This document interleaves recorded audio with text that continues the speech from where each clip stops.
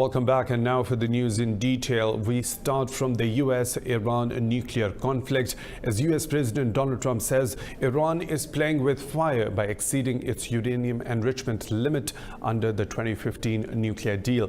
Iran says Washington must treat it with respect if it wants to negotiate an agreement. More in this report. Reports have surfaced claiming Iran has amassed low-enriched uranium exceeding the limit under its 2015 deal. Washington says it will continue to apply maximum pressure until Tehran alters its course of action. Trump says Tehran is aware of the consequences of such a breach. No message to Iran. They know what they're doing. They know what they're playing with, and I think they're playing with fire. So no message to Iran whatsoever. British Foreign Secretary Jeremy Hunt says Britain will also exit the deal if Iran breaches it. Germany has also expressed concern. This comes after the UN nuclear watchdog said Iran's stock of low-enriched uranium was above the allowed limit of 202 kilos. The United Nations is urging Tehran to abide by the deal and settle issues through the JCPOA mechanism. Earlier, Iran's Foreign Minister Javad Zarif said Washington must treat Tehran with respect if it wants to negotiate. Moving on to Yemen, where 9 people have been wounded in the latest Houthi rebel attack on Saudi Arabia's Aba airport. The injured include 8 Saudis and an Indian national. The Yemeni rebels say they've launched drones in a wide-ranging attack on warplanes at the international airport. Earlier, the Saudi-led coalition intercepted a drone launched by the Houthis towards the kingdom's western border. The Taliban have agreed to talk to representatives of the Kabul government. This comes as the United States seeks a peace deal with the Taliban within 3 months. More details in this report. The Taliban spokesperson Sohail Shaheen says negotiations will be held after U.S. forces withdraw. Shaheen says Kabul's negotiators will not be acknowledged as part of the government, but as individuals. Earlier, U.S. President Donald Trump said he wants to pull troops out of Afghanistan, but fears it could lead to terrorist attacks on American soil. Trump said it's preferable to fight militants in Afghanistan than at home. In an interview, Trump said even if the U.S. did remove its forces, it would leave a very strong intelligence presence. Trump said the problem with pulling 9,000 U.S. troops from Afghanistan is that the country is a breeding ground for terrorists. His statement comes as Washington attempts to hammer out a peace deal with the Taliban in Doha. In Kabul, the death toll from a car bomb targeting the city's diplomatic area has now risen to 16. In Sudan, the main opposition coalition has announced to step up protests in July to pressure the ruling military to cede powers to civilians. Meanwhile, 3 more bodies with bullet wounds have been found in the city of Omdurman, raising the death toll to 11. Hundreds of people gathered in Omdurman across the River Nile a day after bloodshed in anti-military protests in Khartoum. Protest leaders and the ruling military have traded blame for renewed violence. Tens of thousands of protesters marched towards the presidential palace to demand a civilian government. It was the first mass protest since a deadly crackdown on protesters that left dozens dead last month. Protesters and generals have locked horns over installing a civilian rule following the ouster of longtime ruler Omar al-Bashir in April. Russia has approved OPEC's extension to oil supply cuts for 9 months. Moscow says it will soon sign the deal. Russia leads the non-OPEC allies meeting in Vienna, where the world's leading oil-producing nations have gathered. Earlier, OPEC members agreed to extend oil supply cuts until March 2020. The extension was agreed in the Ministerial Monitoring Committee meeting late on Monday. Members decided to prop up the price of crude amid a weakening global economy and soaring U.S. production. Crude has climbed more than 25% so far this year after the U.S. tightened sanctions on OPEC members Venezuela and Iran. The United Kingdom says Germany is willing to consider a revised Brexit deal. Foreign Secretary Jeremy Hunt says German Chancellor Angela Merkel is ready to look at a new proposal. The EU has so far refused to accept any amendments to the deal offered to Britain. In Parliament, pro-European Union lawmakers have failed in their latest bid to prevent a no-deal Brexit. The amendment sought to block funds to government departments unless Parliament confirms a deal with the EU. It hoped to implement routine finance legislation and dubbed estimates. The Speaker of the Parliament chose not to put the proposal to a vote. Leadership hopefuls Jeremy Hunt and Boris Johnson have hinted at leaving EU on October the 31st, even without a deal. The EU's 28 national leaders are spending a third consecutive day discussing who will get the bloc's top jobs. Italy and East European states have blocked socialist Dutchman Frans Timmermans from leading the EU's Executive Commission. Leaders are trying to balance political affiliations, varying regional interests, and gender parity in the senior tiers. EU leaders must have the deal ready on Tuesday or risk being overtaken by the new European Parliament. The Parliament picks its new president on Wednesday and could act independently if member states are unable to agree. The new EU Assembly must then back any candidate to head the Commission nominated by national leaders. The inability of EU leaders to find consensus candidates reflects the bloc's fragmentation. In Hong Kong, police have cleared the Legislative Council building of protesters. Demonstrators smashed their way into the building and daubed the walls with graffiti. Thousands of protesters have faced off with the riot police on the anniversary of Hong Kong's return to Chinese rule in 1997. Demonstrators carried road signs, corrugated iron sheets and pieces of scaffolding inside the building. The government called for an immediate end to violence, while the territory is bracing for more protests over an extradition bill. In India, 27 people have been killed and 69 others injured after a wall collapsed due to torrential rain in Mumbai. Over 60 people have so far died across the country in this year's monsoon season. Authorities say the structure came down at 2 a.m. in a slum settlement in Tanjai Kambal. A rescue operation is still underway. Torrential rains have battered Mumbai for the past 2 days, downing parts of the city. On Saturday, 15 people, including 3 children, died in Pune when a compound wall collapsed. The death toll from heavy floods in Russia's Siberian Irkutsk region has risen to 14. Emergency services say 13 more are still missing, while 153 have been taken to hospital. A state of emergency has been declared in the flood-affected areas of Siberia. As many as 83 settlements in 6 districts have been inundated. More than 6,000 residential houses accommodating 32,000 people have been flooded. Russian President Vladimir Putin has called for emergency services to step up their operations on his visit to affected areas of the city of Bratsk. A German armed forces helicopter has crashed in Hanover, killing a pilot and injuring another. The incident comes a week after a pilot was killed when 2 Eurofighter jets collided over northeastern Germany. Defense Minister Ursula von der Leyen says the military will investigate the cause of the crash. Germany's armed forces have outdated equipment, which has prompted calls for a complete overhaul of the military's hardware.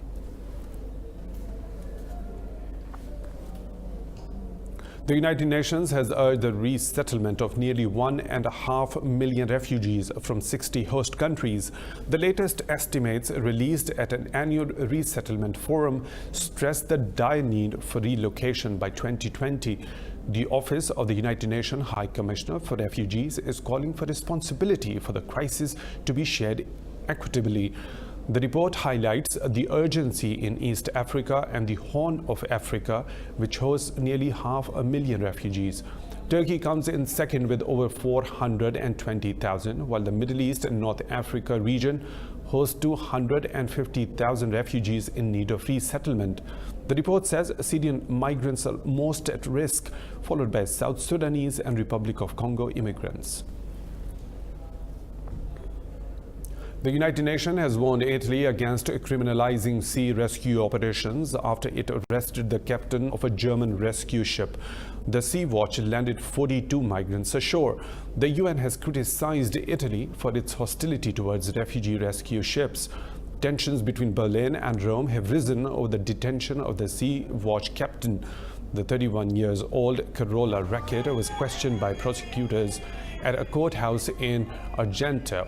Prosecutors say they will decide later whether to let Rackett go or detain her in Sicily. She's accused of aiding human smuggling and resisting a worship order that carries a penalty of 10 years in jail.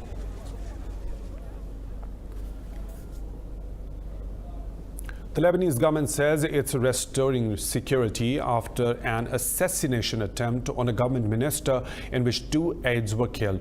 The convoy of the State Minister for Refugees Affairs, Saleh Al-Qarib, was attacked in Ali region. Lebanon's Supreme Defense Council says everyone wanted in connection with the attack will be arrested and referred to the judiciary. It says the decision is aimed to bury strife and safeguard the state. In Sri Lanka, former police chief Pujith Jayasundara and Defense Secretary Hamiseri Fernando have been named as suspects in the eastern attacks. Attorney General Dapula de Oliveira has ordered the police chief to produce both individuals in court. The State Council's office said the police chief is yet to respond to the instructions. This came after a special board appointed to investigate the terrorist act shared its findings. The report said Jayasundara and Fernando failed to take preventive measures despite having been warned of a possible attack.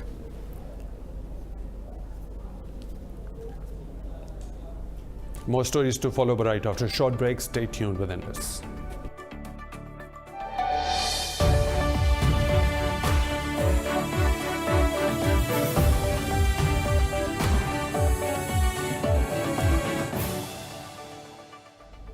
Welcome back. North and South Waziristan are the largest districts in Khyber Pakhtunkhwa's tribal belt of Pakistan.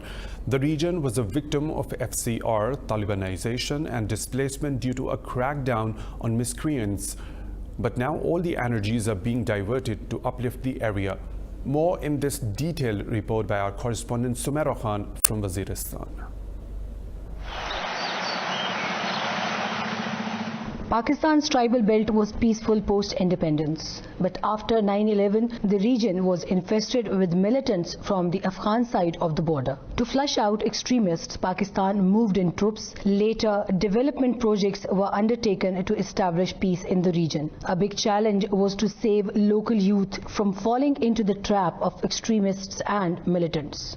इस वक्त हमारे 272 बच्चे 272 students have passed out in 6 entries as of now, out of which 59 are either pursuing engineering or have completed their degree. I am proud of these kids as they were short of opportunities earlier, but now they are eagerly completing their education. I am glad to tell you that Cadet College Vana is situated in one of the most hardcore tribal areas, but we are putting in our best efforts. That is why Vanians are second to none, they are the best. are second to none. Students are now enthusiastically pursuing their education, eyeing a bright future ahead.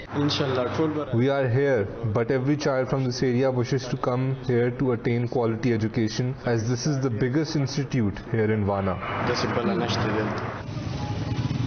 In this conflict-ridden region, the local Mahsood, Wazir and Dawar tribes are assisting authorities in rebuilding efforts.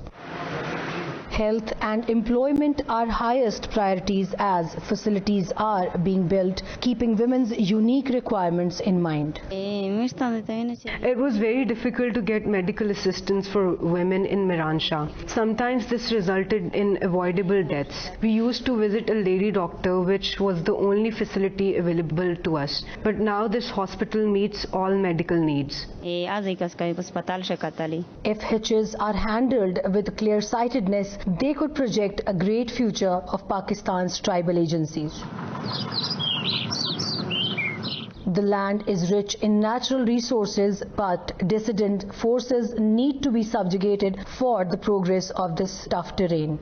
South Waziristan district is the only district as of now in the entire tribal belt of Khyber Pakhtunkhwa, Pakistan, which has received an enormous portion in the development budget allocated for the tribal belt, and that is why people are very satisfied with mega projects like Agricultural Park Wana, Cadet College Wana, Shulam Hospital and Gomalzam Dam, which needs no introduction. But the only demand right now is immediate restoration of a cellular data network in the agency. Sumaira Khan, Indus News, South Waziristan, Pakistan. Moving on, millions of residents in Manila are experiencing water shortages for up to 20 hours a day after the level of city's Angad Dam fell. Here are the details.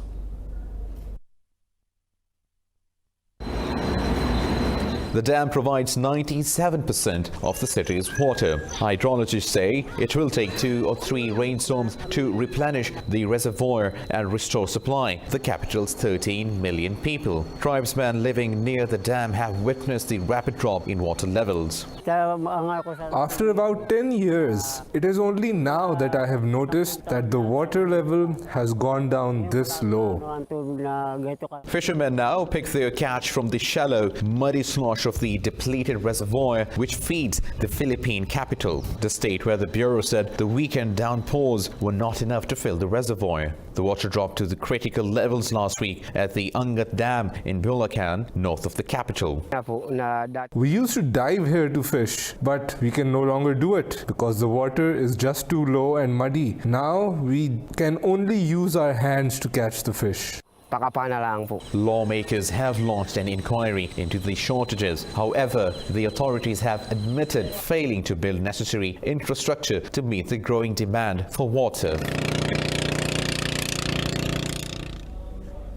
Paris has banned all diesel vehicles older than 13 years from the city center in its latest move to tackle air pollution.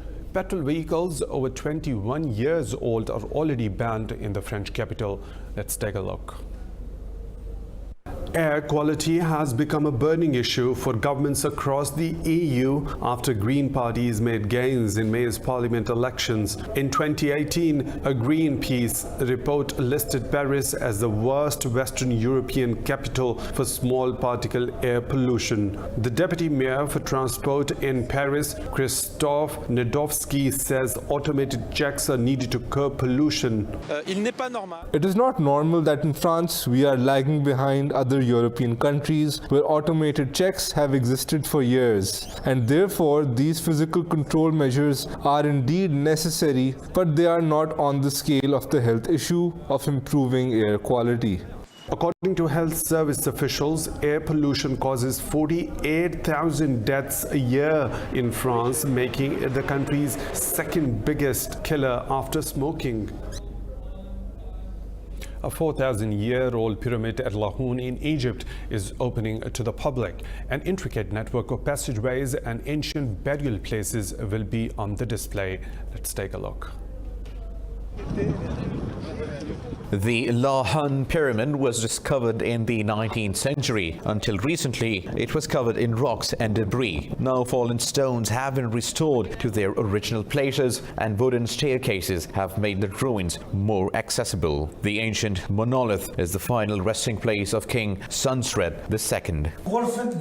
Who is King Senusret II? He is the 4th king of the 12th dynasty in the Middle Kingdom. He ruled for a short period, about 12 years. He shared rule with his father for 7 years. His entire reign lasted about 19 years. This is considered a short period of time. He and his successor, Amenemhat III, built the pyramid here in Lahoun. A number of artifacts have also been put on display outside the pyramid. They include amulets, masks and chains. All are in pristine condition according to the Secretary General of Egypt's Supreme Council of Antiquities. The white one is ivory, the black is black crystal, and we can see bronze or copper. Amulets, scarabs, shells, chains, catons, which is still in perfect condition of preservation. Most of those pieces, by the way, they are going straight ahead from here to our museums in Egypt. Egypt's tourism sector is one of the country's main sources of foreign revenue, but it has struggled since the 2011 uprising that led to the ouster of then-President Hosni Mubarak.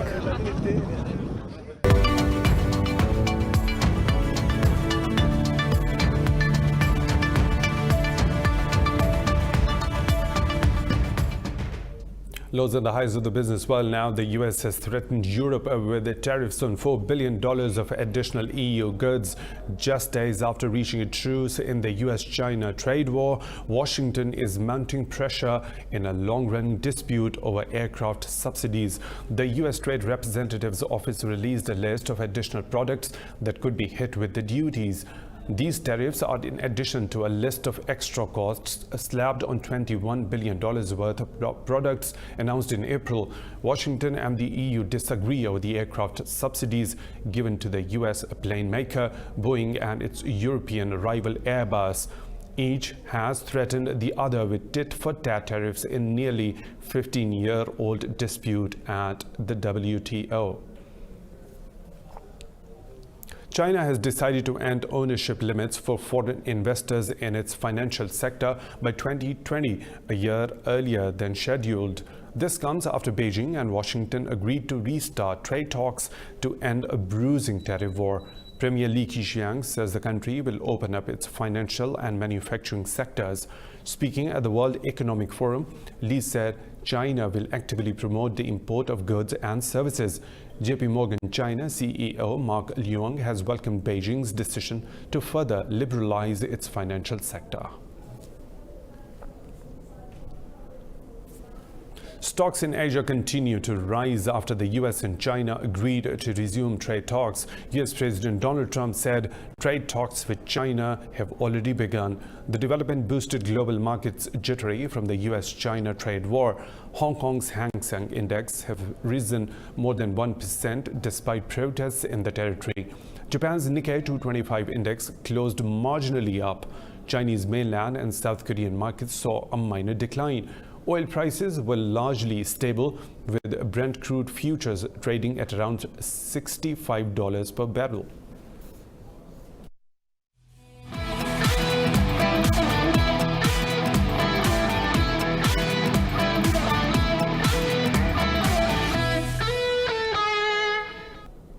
Senegal and Algeria have won their Group C matches at the Africa Cup of Nations. Senegal beat Kenya and Algeria knocked out Tanzania as both sides secure 3-0 victories.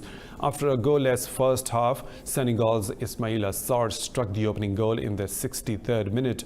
Striker Sadio Mane scored twice as Senegal eased their way to the Group C victory. Senegal will face Uganda on Friday. Algeria continued their winning streak after beating Tanzania by 3-0. After Islam Slimani's opening goal, Adam Onas netted 2 goals to lead Algeria to victory.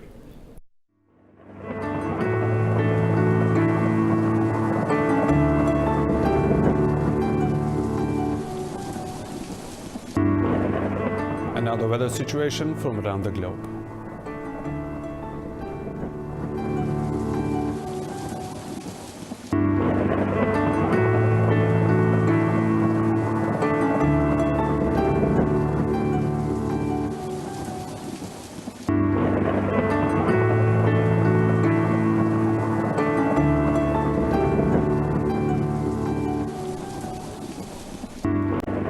That's all for now. For further updates, stay tuned to Indus News.